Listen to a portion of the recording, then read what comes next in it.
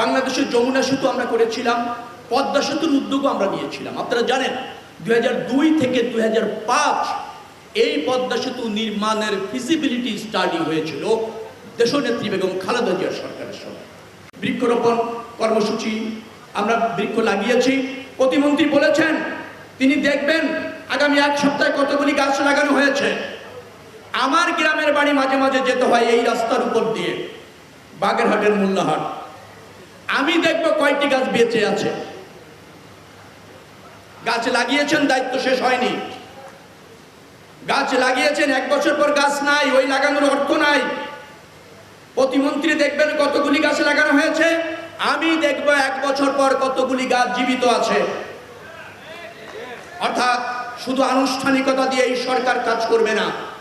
এই সরকার টেকসই উন্নয়ন চায়, জবাবদিহিমূলক শাসন চায় এবং টেকসই কর্মকাণ্ড অব্যাহত রাখতে চায়, এবং তার অংশ আপনারা।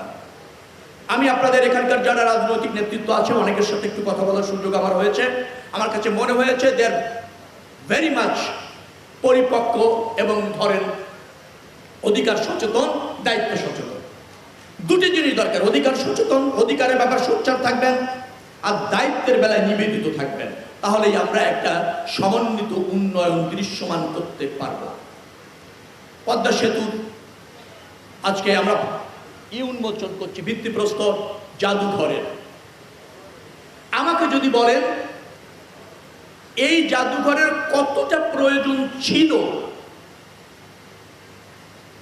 সেটি প্রশ্নের দাবি রাখে।